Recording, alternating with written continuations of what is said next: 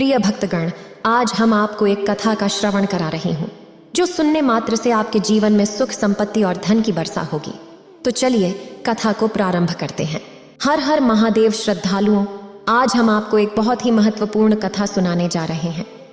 इस कथा के माध्यम से हम आपको यह बताएंगे कि इस संसार में सबसे बड़ा दान कौन सा होता है जिसे करने से पूर्ण पुण्य की प्राप्ति होती है, और कैसे हम बुरे लोगों की पहचान कर सकते हैं। दोस्तों, इस कथा के माध्यम से आप जानेंगे कि बुरे लोगों की पहचान कैसे की जा सकती है। तो कृपया इस कथा को शुरू से अंत तक ध्यान से सुनिएगा, क्योंकि अधूरा ज्ञान मानव जीवन में अनेक कठिनाइयों का कारण बन सकता है। अगर आप यह कहानी सुन रहे हैं तो पूरा सुनिए। इस कथा को आधा अधूरा छोड़कर जाने की गलती मत करिएगा, क्योंकि इस पवित्र कथा को पूरा सुनने से मनचाहा फल की प्राप्ति होगी। इसलिए इस कथा को पूरा सुने। आप शिव भक्त हैं तो भोलेनाथ का अनादर ना करें। तो चलिए कथा आरंभ करते हैं। एक बार भगवान श्री हरि विष्णु जी और माता लक्ष्मी जी क्षीर सागर में अपने आसन पर बैठे हुए थे। तब भगवान विष्णु जी ने देखा कि माता लक्ष्मी जी किसी गहन सोच में हैं। माता लक्ष्मी जी को गहन सोच में देखकर भगवान विष्णु जी मुस्कुराते हुए बोले, हे देवी, ऐसा प्रतीत होता है आज आप किसी गहन विचार में डूबी हुई हैं। आप निसंकोच होकर अपने प्रश्न पूछिए, हम आपके सभी प्रश्नों का समाधान अवश्य करेंगे। भगवान विष्णु जी की बात सुनकर माता लक्ष्मी ने कहा, हे प्रभु, आज मेरे मन में एक जिज्ञासा है। मैं यह जानना चाहती हूँ कि इस दुनिया में सबसे बड़ा दान कौन सा है जिससे पूर्ण पुण्य की प्राप्ति होती है, और बुरे लोगों की पहचान कैसे की जा सकती है। मनुष्य उन लोगों को कैसे पहचान सकते हैं। तब भगवान विष्णु जी ने माता लक्ष्मी जी से कहा, हे देवी, आपने सचमुच मानव जाति के कल्याण हेतु अति महत्वपूर्ण प्रश्न पूछे हैं। यह प्रश्न मनुष्य के जीवन में अत्यंत मूल्यवान है।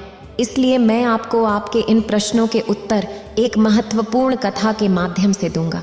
लेकिन आपको इस कथा को शुरू से लेकर अंत तक ध्यानपूर्वक सुनना होगा। तब माता लक्ष्मी जी ने उत्तर दिया, हे प्रभु, मैं आपको वचन देती हूँ कि इस कथा को मैं पूरी श्रद्धा से सुनूंगी और इस कथा का प्रचार समस्त देवलोक में करूंगी।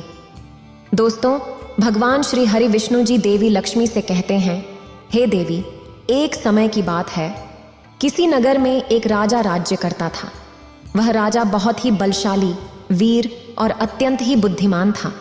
इसके साथ ही वह धर्मपरायण और दयालु भी था। उस राजा की रानी भी संस्कारी और अत्यंत धार्मिक स्वभाव की थी। दोनों पति पत्नी भगवान भोलेनाथ के परम भक्त थे। इसलिए वे दोनों प्रतिदिन शिव जी के मंदिर में जाकर उनकी पूजा अर्चना किया करते थे। यह उनका प्रतिदिन का नियम था। वह राजा अपने राज्य को धर्म पूर्वक चला रहा था। उसके राज्य में कोई भी व्यक्ति दुखी नहीं रहता था, बल्कि सारी प्रजा सुख और वैभव से संपन्न रहती थी। इसलिए पूरे नगर में हर तरफ खुशियां ही खुशियां बिखरी रहती थीं। वहां के जानवर भी एक दूसरे को कोई हानि नहीं पहुंचाते थे। यहाँ तक कि एक ही नदी में शेर और बकरी शांतिपूर्वक पानी पीते थे। ऐसे ही दिन बीत रहे थे। राजा की उम्र ढलती जा रही थी और उनके विवाह को भी कई वर्ष बीत चुके थे, लेकिन उस राजा को कोई संतान नहीं थी। हालांकि राजा इस बात को लेकर अधिक चिंता नहीं करते थे। वह निश्चिंत होकर अपनी प्रजा के सुख दुख का ध्यान रखते और प्रजा भी उसे अत्यधिक प्रेम और सम्मान देती थी। एक दिन की बात है, राजा हर रोज की तरह अपनी पत्नी के साथ भगवान शिव जी के मंदिर की ओर जा रहे थे। तभी उन्होंने देखा कि सामने वाले घर में एक स्त्री झाड़ू लगा रही है। जब राजा और रानी उस स्त्री के घर के पास से गुजरे तो वह स्त्री उन्हें देखते ही अपना चेहरा फेरकर तेजी से घर के अंदर चली गई। उस स्त्री का ऐसा व्यवहार देखकर राजा और रानी को बिल्कुल भी अच्छा नहीं लगा। राजा उस समय अपनी रानी के साथ भगवान भोलेनाथ की पूजा करने के लिए मंदिर जा रहा था। इसलिए उसने उस स्त्री से कुछ नहीं कहा और सीधे मंदिर पहुंचकर भगवान शिव जी की पूजा अर्चना की। पूजा के बाद राजा अपनी रानी के साथ वापस महल लौट आया। महल पहुंचने के बाद राजा ने अपने एक सैनिक को बुलाया और उसे आदेश दिया कि तुम जाओ और नगर के बाहरी क्षेत्र में रहने वाली उस स्त्री को अपने साथ महल ले आओ। ध्यान रखना, तुम उसे कुछ भी मत बताना कि क्यों बुलाया गया है, बस उसे हमारे पास ले आओ। भगवान विष्णु जी कथा सुनाते हुए आगे कहते हैं, हे देवी, राजा का आदेश पाते ही वह सैनिक तुरंत ही उस महिला के घर पहुंचता है। उस समय महिला का पति भी घर पर नहीं था। फिर वह सैनिक उस स्त्री के घर के दरवाजे को खटखटाने लगता है और कुछ देर बाद वह महिला अपने घर का दरवाजा खोलती है। सामने राजा का सैनिक खड़ा देखकर वह महिला हैरान होती है और पूछती है, क्या हुआ? आप मेरे घर पर क्यों आए हैं? उस महिला की बात सुनकर राजा का वह सैनिक उससे कहता है, चलो मेरे साथ, महाराज ने तुम्हें राजमहल में बुलाया है, उन्हें आपसे कुछ बात पूछनी है। यह सुनकर वह महिला अपने मन में सोचती है, आखिर महाराज का आदेश है, इसे ठुकराया तो नहीं जा सकता, मुझे राज दरबार में जाना ही होगा। उसके बाद वह सैनिक उस स्त्री को अपने साथ लेकर राजमहल पहुंच गया। महल में पहुंचकर वह महिला राजा को प्रणाम करती है और कहती है, हे महाराज, आपने मुझे अचानक यहाँ राजमहल में क्यों बुलाया है? क्या मुझसे कोई गलती हो गई है? उस स्त्री की बात सुनकर राजा कहता है, तुम मुझे एक बात बताओ, आज सुबह जब मैं और मेरी पत्नी भगवान शिव जी के मंदिर जा रहे थे तो तुमने मुझे देखकर अपना मुंह फेर लिया और मुझे आते हुए देखकर तुम दौड़ते हुए अपने घर में चली गई। तुमने मुझे देखकर ऐसा दुर्व्यवहार क्यों किया? तब वह महिला निर्भीकता से राजा से कहती है, हे महाराज, आप भले ही मुझे मृत्यु दंड दे दें, मुझे कोई ऐतराज नहीं है, परंतु मैं सच ही कहूंगी। आपके महल में बड़े बड़े विद्वान और पंडित हैं, अगर मैं गलत बोल रही हूं तो आप उनसे पूछ सकते हैं। हमारे नगर में यह मान्यता है कि जो सुबह सुबह आपका चेहरा देख लेता है उसका पूरा दिन खराब हो जाता है, क्योंकि आप संतानहीन हैं। अभी तक आपको संतान की प्राप्ति नहीं हुई है, इसी कारण मैंने आपका मुंह देखकर अपना मुंह फेर लिया था और अपने घर के अंदर चली गई थी। उस महिला की बात सुनकर राजा आश्चर्य में पड़ जाता है। वह अपने मन में सोचता है कि यह महिला तो बिल्कुल सत्य कह रही है। यदि किसी नगर के राजा को संतान नहीं हो तो यह उसकी प्रजा के लिए शुभ नहीं माना जाता। इसके बाद राजा उस महिला को वापस अपने घर जाने की अनुमति देता है। फिर राजा अपने मन में विचार करने लगता है कि अब मुझे भगवान शिव जी के मंदिर में जाकर संतान प्राप्ति के लिए यज्ञ करना चाहिए। ऐसा सोचकर वह राजा अपने कक्ष में लौटकर रानी से कहता है, हे प्रिय, हमारे नगर के लोग हमारे चेहरे को देखना भी पसंद नहीं करते हैं, क्योंकि हमारे पास अभी तक कोई संतान नहीं है। इसलिए हमें भगवान शिव जी के मंदिर में जाकर संतान प्राप्ति का यज्ञ करना चाहिए।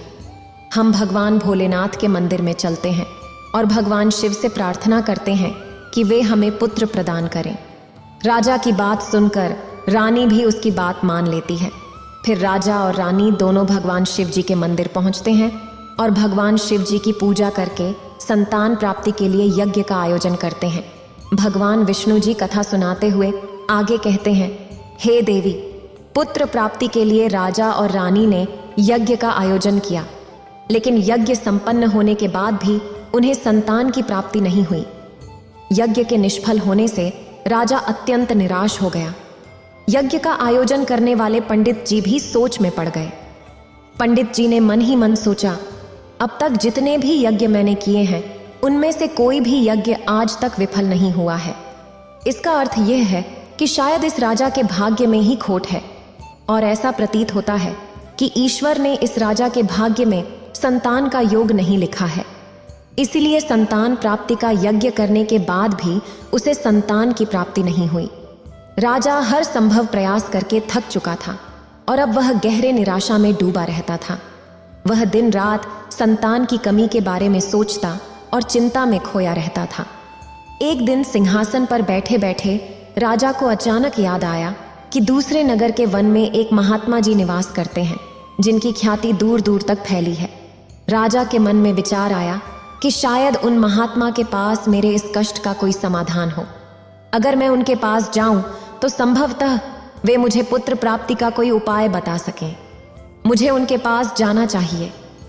अपने मन में यह निर्णय लेकर राजा तुरंत अपनी रानी के पास गया और उससे कहा, हे प्रिय, दूसरे नगर के वन में एक महान तपस्वी और ज्ञानी महात्मा जी रहते हैं। मुझे लगता है कि हमें उनके पास जाना चाहिए। हो सकता है कि वे हमें पुत्र प्राप्ति का कोई मार्ग सुझा दें। रानी भी राजा की इस बात से सहमत हो गई। रानी ने कहा, हे स्वामी, आपकी बात बिल्कुल सही है, हमें महात्मा जी से अवश्य मिलना चाहिए। रानी की सहमति पाकर राजा और रानी दोनों ने एक रथ में बैठकर महात्मा जी के दर्शन के लिए दूसरे वन की ओर प्रस्थान किया। कुछ समय बाद वे दोनों वन में पहुंच गए। रथ से उतरकर राजा और रानी जंगल के भीतर जाने लगे।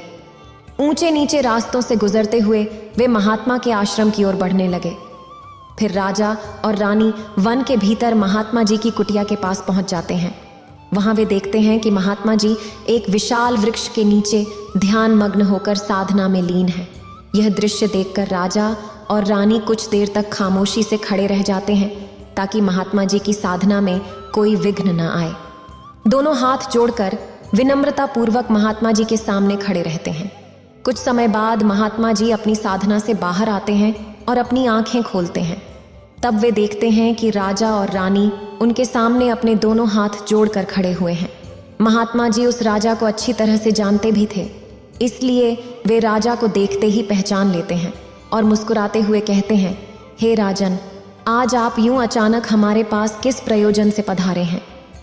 तब राजा ने नम्रता से महात्मा जी को प्रणाम किया और अपनी व्यथा सुनाई। उसने बताया कि कैसे उन्होंने पुत्र प्राप्ति के लिए यज्ञ किया, परंतु सभी प्रयास व्यर्थ गए। यह सब सुनने के बाद महात्मा जी कुछ क्षणों के लिए मौन हो गए और अपनी आंखें बंद कर लीं। वे ध्यानस्थ होकर राजा के जीवन की घटनाओं का आंतरिक दृष्टि से अवलोकन करने लगे। कुछ समय बाद महात्मा जी ने अपनी आंखें खोलीं और गंभीर स्वर में बोले, राजन, मैंने आपके जीवन का एक ऐसा सत्य देखा है जिसे सुनकर आपको कष्ट हो सकता है। आपके पिछले जन्म में किए गए एक पाप का फल इस जन्म में आपके भाग्य पर भारी पड़ा है। आपने पिछले जन्म में ऐसा कोई पाप किया था जिसके कारण इस जीवन में आपके भाग्य में संतान प्राप्ति का योग नहीं है। इसी वजह से आपके सभी प्रयास असफल हो रहे हैं। महात्मा जी की बातें सुनकर राजा उनके चरणों में गिर पड़ा और विनती करते हुए बोला, हे महात्मा, कृपा करके ऐसा मत कहिए, आप ही हमारे दुख को हरने का कोई उपाय सुझाइए। राजा की यह व्याकुलता देखकर महात्मा जी ने उसे सहारा देकर अपने चरणों से उठाया और बोले, हे राजन, इतनी अधीरता आपको शोभा नहीं देती। मैं अभी आपको इस कष्ट का निवारण करने का उपाय बताता हूँ, जिसे करने के बाद आपको अवश्य ही पुत्र की प्राप्ति होगी। इतना कहकर महात्मा जी अपनी कुटिया के भीतर जाते हैं और थोड़ी देर बाद हाथ में एक कटोरी में खीर लेकर बाहर आते हैं। उन्होंने वह खीर राजा को देते हुए कहा, राजन, महल पहुंचकर आप और रानी साहिबा दोनों ही स्नान के बाद इस खीर को प्रसाद के रूप में ग्रहण करें। ऐसा करने से आपको निश्चित ही पुत्र की प्राप्ति होगी। लेकिन राजन, मेरी एक बात याद रखना, इस पुत्र की आयु केवल 20 वर्ष की ही होगी। जिस दिन आपके पुत्र की आयु 20 वर्ष की होगी, उसी दिन उसकी मृत्यु हो जाएगी।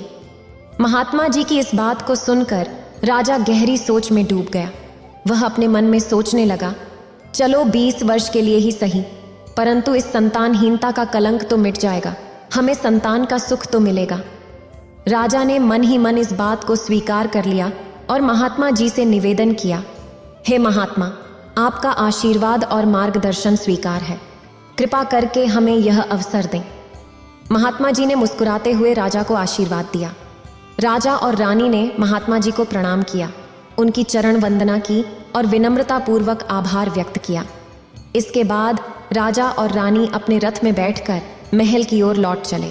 महल पहुंचकर राजा और रानी स्नान आदि कर भगवान भोलेनाथ जी का प्रसाद मानते हुए श्रद्धा से उस खीर को ग्रहण करते हैं। कुछ ही दिनों बाद रानी गर्भवती हो जाती है, जिससे रानी बहुत ही प्रसन्न हो जाती है। जब राजा ने यह शुभ समाचार सुना तो वह भी खुशी से झूम उठा। संतान प्राप्ति का यह सुखद समाचार सुनने के बाद राजा ने महात्मा जी के प्रति अपनी कृतज्ञता प्रकट करने का निश्चय किया।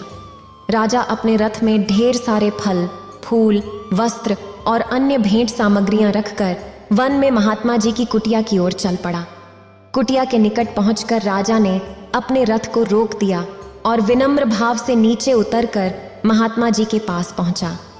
महात्मा जी ध्यान मग्न बैठे थे। राजा ने उनके पास जाकर सभी वस्त्र, फल, फूल उन्हें समर्पित किए और गहरे आदर के साथ प्रणाम करते हुए कहा, हे महात्मा, आपकी ही कृपा से हमें संतान प्राप्ति का सुख मिलने जा रहा है। कृपया मेरी यह तुच्छ भेंट स्वीकार करें। महात्मा जी राजा की विनम्रता और कृतज्ञता से अत्यंत प्रसन्न हुए। उन्होंने राजा की भेंट को स्वीकार कर उसे आशीर्वाद दिया और कहा, राजन, तुम्हारी भक्ति और संकल्प ने ही तुम्हारे जीवन को फलवंत किया है। तुम्हारे हृदय में जो प्रेम और श्रद्धा है वह अनमोल है। जाओ, तुम्हारी संतान गुणवान और धर्मनिष्ठ हो।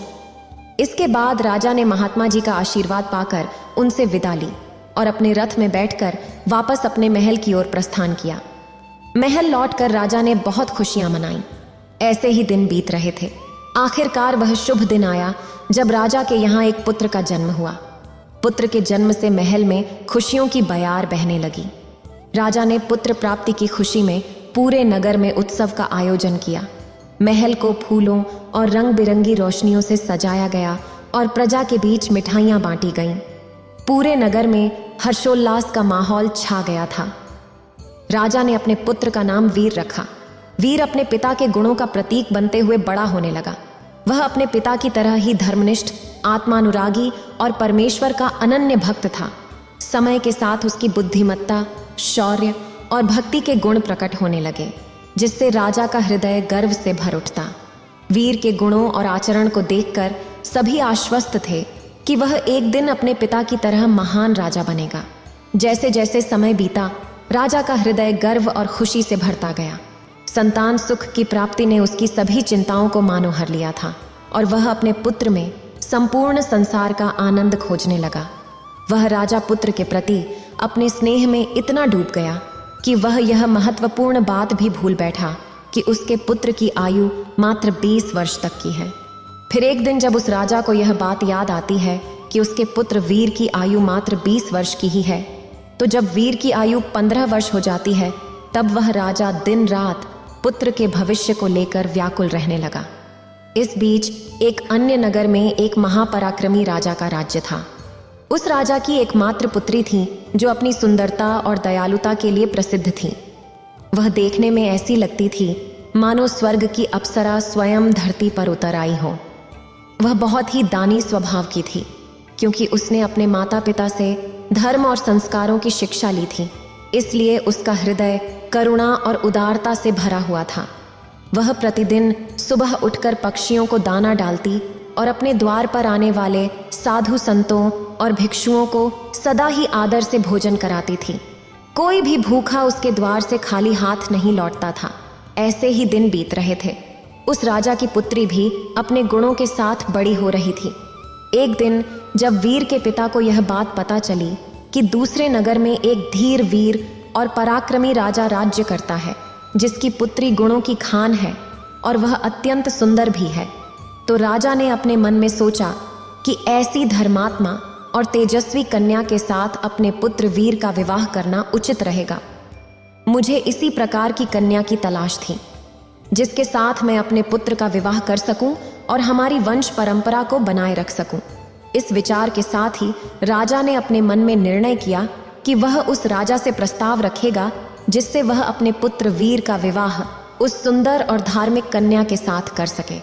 फिर वीर के पिता ने अपने पुत्र के विवाह का प्रस्ताव संदेशवाहक के माध्यम से दूसरे नगर के राजा तक पहुंचाया। जब दूसरे नगर के राजा ने यह प्रस्ताव सुना तो उसने अपने मन में विचार किया कि चलो, अब मुझे अपनी पुत्री का विवाह कर देना चाहिए। मैंने सुना है कि इस राजा के पुत्र की आयु मात्र 20 वर्ष की है। इस राजा का पुत्र बहुत ही योग्य, पराक्रमी और धर्मपरायण है।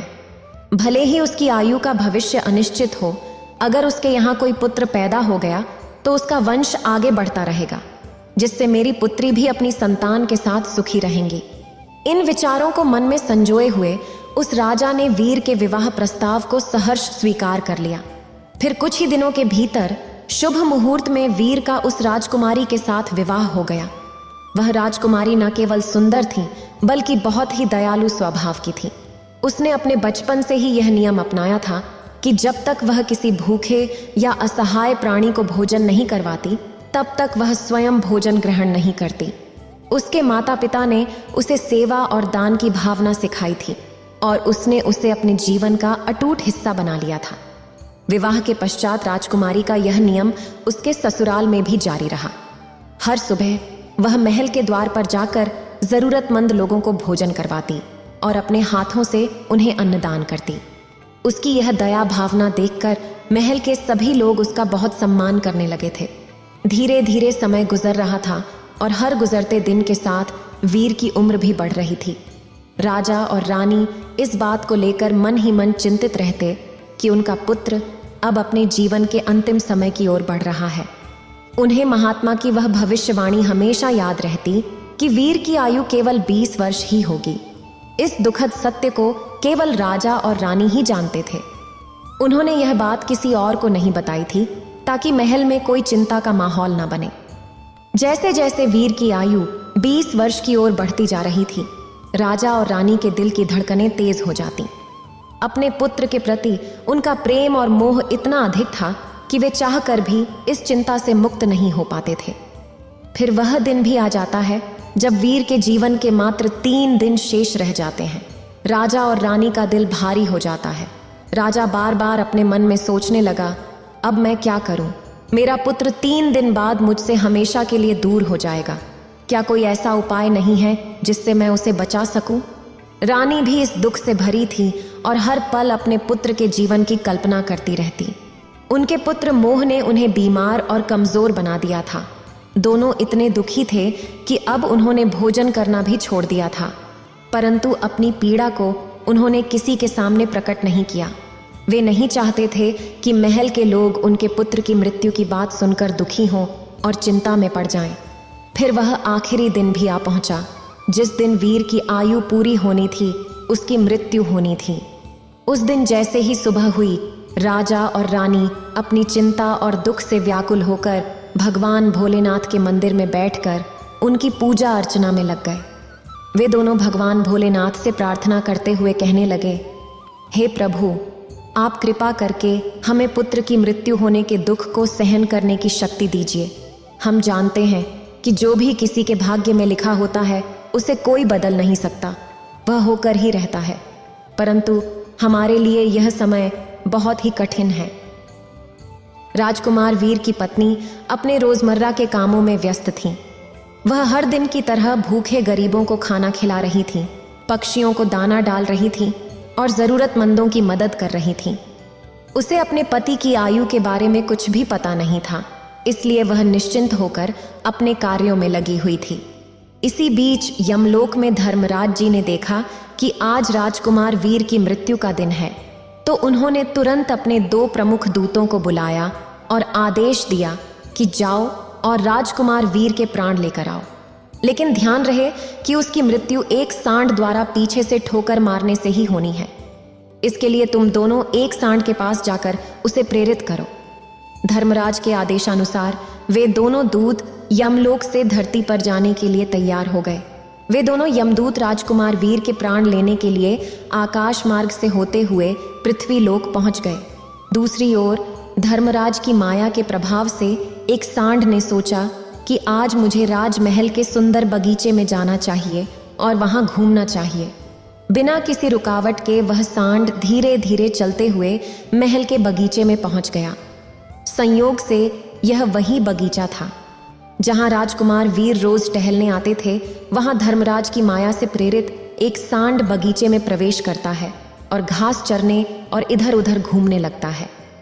उसी समय धर्मराज के 2 दूत बगीचे के द्वार पर खड़े हो जाते हैं और बगीचे की गतिविधियों पर नजर रखते हैं। कुछ समय बाद राजकुमार वीर बगीचे में टहलने आता है। उसे सांड के वहां होने का एहसास नहीं होता और वह अपने विचारों में खोया हुआ टहलने लगता है। तब वे दोनों यमदूत सोचते हैं कि अब थोड़ी ही देर में राजकुमार वीर की आयु समाप्त होने का समय आ जाएगा।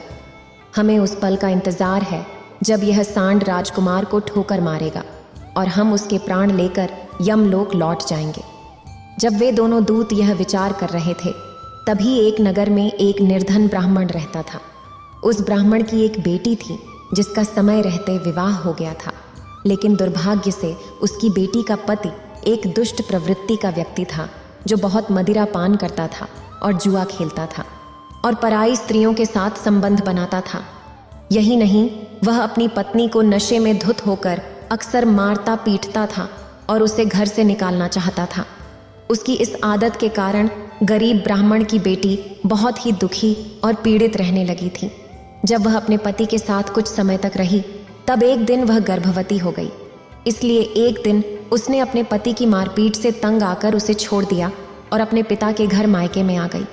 वह आंसुओं से भरी आंखों के साथ अपने पिता से कहती है, पिताजी, आज के बाद मैं अपने पति के साथ नहीं रह सकती, क्योंकि वह मुझे रोज मारता पीटता है और बुरी तरह से अपमानित करता है। मैं उसके इस व्यवहार से तंग आकर मायके चली आई हूँ। मुझे क्षमा कर दीजिए, पर अब मैं अपने मायके में ही रहना चाहती हूँ। उसका पिता बहुत ही वृद्ध हो चुका था और उसकी कमाई का कोई ठोस साधन नहीं था, जिसके कारण उसे प्रतिदिन नगर के विभिन्न घरों में जाकर भिक्षा मांगनी पड़ती थी, ताकि वह किसी प्रकार अपने और अपने परिवार का पेट भर सके।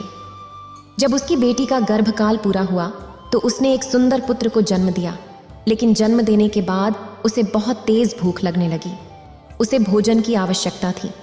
प्रसव के बाद भूख कई गुना बढ़ जाती है, इसलिए वह अपने पिता से भोजन मांगने लगी। दुर्भाग्यवश उसके पिता सुबह से ही भिक्षा के लिए नगर नगर गए हुए थे, परंतु रोज रोज भिक्षा मांगने के कारण उस दिन किसी ने उसे भिक्षा नहीं दी थी। गरीबी किसी भी मनुष्य के लिए सबसे बड़ा अभिशाप है और यह उसके आत्मसम्मान और अस्तित्व के लिए अत्यंत पीड़ादायक होती है। उधर उस गरीब ब्राह्मण को किसी ने भी भोजन नहीं दिया, इसलिए वह खाली हाथ ही घर वापस लौट आता है। इधर उसकी पुत्री भूख से बहुत ही व्याकुल हो रही थी। जब वृद्ध ब्राह्मण निराश होकर खाली हाथ घर लौटा और उसकी बेटी ने उसे बिना भोजन के आते देखा, तो वह दुखी होकर रोते हुए अपने पिता से बोली, पिताजी, अब मुझसे भूख सहन नहीं होती। पूरे 3 दिन बीत चुके हैं और मैंने भोजन का एक भी कण नहीं खाया है। अब तो ऐसा लगता है कि भूख के कारण मेरे प्राण ही निकल जाएंगे। लेकिन अगर आपको कुछ भिक्षा में मिला हो तो मुझे खाने को दे दीजिए, नहीं तो मेरे प्राण निकल जाएंगे। तब उसका वृद्ध पिता अपनी बेटी को सांत्वना देते हुए कहता है, पुत्री, मैं कुछ ही देर में लौटूंगा। मैं अब दूसरे नगर में जाऊंगा और वहां के राजा के महल के द्वार पर जाकर भिक्षा मांगूंगा। अगर वहां से मुझे कुछ भी मिल जाता है तो तुरंत तुम्हारे लिए लेकर आऊंगा। अपनी बेटी से यह कहकर वृद्ध ब्राह्मण वहां से निकल पड़ा। इधर राजकुमार वीर की पत्नी, जो कि रोजाना गरीबों को भोजन करवाती थी, उस दिन नगर के राजा और रानी दोनों बहुत बीमार हो गए थे, क्योंकि वे अपने पुत्र के मोह में बहुत चिंतित थे। वीर की पत्नी उनके कक्ष में थी, इसलिए उसने उस दिन गरीबों को भोजन नहीं कराया था, लेकिन उसने अपने पति के लिए भोजन बनाया था। उसने भोजन की थाल सजाकर रख दी थी, ताकि जब उसका पति बगीचे से लौटे तो वह उसे भोजन करा सके। उसका पति अपने माता पिता की सेवा करके बगीचे में घूमने गया हुआ था। उधर एक वृद्ध ब्राह्मण राजमहल के द्वार पर पहुंच गया।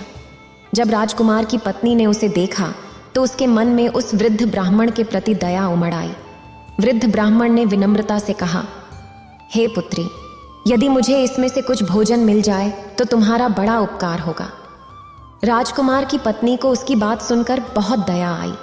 उसने सोचा कि यह कोई गरीब ब्राह्मण है जो भूखा है और मुझसे कुछ भोजन मांग रहा है। राजकुमार की पत्नी ने सोचा कि वह अपने पति के लिए बनाया हुआ भोजन उस भूखे ब्राह्मण को दे दे, लेकिन फिर उसे ख्याल आया कि अगर वह यह भोजन दे देगी तो उसके पति क्या खाएंगे। अगले ही पल उसने सोचा कि उसके पति तो अभी बगीचे में घूमने गए हैं, तब तक वह इस गरीब ब्राह्मण को भोजन दे सकती है और बाद में अपने पति के लिए नया भोजन बना देगी। उसने मन में यह सोचकर ब्राह्मण को भोजन दे दिया। ब्राह्मण भोजन की थाली लेकर जल्दी जल्दी अपने नगर की ओर रवाना हो गया और अपने घर पहुंचा। उसकी पुत्री 3 दिनों से भूखी थी और उसके चेहरे पर भूख की पीड़ा साफ झलक रही थी। उधर राजकुमार वीर, जो बगीचे में टहलने गया था, अपने कक्ष की ओर वापस लौट रहा था। बगीचे के बाहर खड़े यमदूत राजकुमार के प्राण लेने के लिए तैयार थे। एक सांड भी धर्मराज की माया से प्रेरित होकर वहीं घूम रहा था। यमदूत मन में सोच रहे थे कि बस अब कुछ ही पल बाकी हैं और जैसे ही सांड राजकुमार को पीछे से ठोकर मारेगा, हम राजकुमार के प्राण हर लेंगे और यमलोक लौट जाएंगे। उधर वह वृद्ध ब्राह्मण अपने घर पहुंचा और उसने तुरंत अपनी भूखी बेटी को वह भोजन दे दिया। तब उसकी बेटी ने पूछा, पिताजी, यह भोजन आप कहाँ से लाए हैं? वृद्ध ब्राह्मण ने उत्तर दिया, पुत्री, यह भोजन मुझे दूसरे नगर की महारानी ने दिया है। उस नगर के राजा की पुत्र वधू बहुत ही दयालु और उदार हृदय की है। उसने मुझ पर दया करके मुझे यह स्वादिष्ट भोजन दिया है। उस भोजन को देखकर उस वृद्ध ब्राह्मण की बेटी की आत्मा से आशीर्वाद निकलने लगा। वह भगवान से प्रार्थना करने लगी कि हे भगवान, जिसने भी मेरे पिता को यह भोजन दिया है उसका सुहाग अमर रहे और वह सदा सौभाग्यवती बनी रहे। जैसे ही उसने भोजन का निवाला अपने मुंह में डाला, उसकी आत्मा की तृप्ति हो गई और उसकी आत्मा से सच्चे मन से आशीर्वाद निकलने लगे कि महारानी का पति दीर्घायु और स्वस्थ रहे। इधर राजकुमार वीर अपने महल की ओर बढ़ रहा था और बगीचे के बाहर खड़े यमदूत उसकी मृत्यु का बेसब्री से इंतजार कर रहे थे। परंतु जैसे ही राजकुमार बगीचे में उस सांड के सामने पहुंचा, सांड ने तुरंत उसे पीछे से ठोकर मारने के लिए अपनी ताकत जुटाई। वह अपनी सींगों से उसे मारने ही वाला था कि तभी अचानक से 2 देवदूत वहां प्रकट हो गए और अपनी दिव्य शक्ति से उस सांड को बेहोश कर दिया। वह सांड बिल्कुल भी हिल नहीं पा रहा था। उसमें आगे बढ़ने की कोई शक्ति नहीं बची थी। वह सोचने लगा, मुझे क्या हो गया? अभी तो मैं इस राजकुमार को पीछे से ठोकर मारने आया था और अब मैं खुद ही चलने में असमर्थ हूं। उसे समझ नहीं आ रहा था कि यह सब कैसे और क्यों हो रहा है। यह सब उस ब्राह्मण की भूखी बेटी के आशीर्वाद का प्रभाव है जो उसने भोजन करते समय दिया था। उस आशीर्वाद की शक्ति के कारण ही वे देवदूत वहां आकर खड़े हो गए थे। फिर वे देवदूत यमराज के दूतों से कहते हैं, हे यमदूत, तुम इस राजकुमार के प्राण नहीं ले सकते। जैसे श्राप असर दिखा सकता है, वैसे ही आशीर्वाद भी फलित हो सकता है। अब राजकुमार और सांड के बीच वे 2 देवदूत आशीर्वाद रूपी दीवार बनकर खड़े थे और राजकुमारी का दान मृत्यु के समय को आगे नहीं बढ़ने दे रहा था। फिर यमदूत उन देवदूतों से कहते हैं, हे देवदूतों, तुम सभी यहाँ से लौट जाओ और हमें हमारा काम करने दो, क्योंकि हमारा उद्देश्य है इस राजकुमार के प्राण लेकर यमलोक लौट जाना। तब देवदूतों ने दृढ़ता से उत्तर दिया, नहीं यमदूतों, ऐसा कभी नहीं हो सकता। हमारे रहते यह असंभव है, क्योंकि हमें स्वयं भगवान शिव जी ने यहाँ भेजा है। दोनों पक्षों के बीच बहस छिड़ गई और फिर यह बहस धीरे धीरे एक युद्ध में बदल गई। देवदूतों की अद्वितीय शक्ति के सामने यमदूत असहाय हो गए और हार मानकर वापस यमलोक लौट गए। यमलोक में पहुंचकर यमदूतों ने यमराज जी से कहा, हे महाराज, हम उस राजकुमार के प्राण नहीं ले पाए। तब यमराज जी अपने उन दूतों से कहते हैं, यह कैसी विडंबना है, तुम लोग खाली हाथ क्यों लौट आए? यमराज जी की बात सुनकर यमदूत बोले, हे महाराज, हम उस राजकुमार के प्राण लेने गए थे, लेकिन अचानक 2 देवदूत हमारे सामने आ गए और उनकी उपस्थिति में हमारी कोई भी शक्ति काम नहीं कर पाई। यमराज यह सुनकर सोच में पड़ गए और बोले, ऐसी कौन सी बड़ी शक्ति है जो उस राजकुमार की मृत्यु के मार्ग में बाधा बन रही है?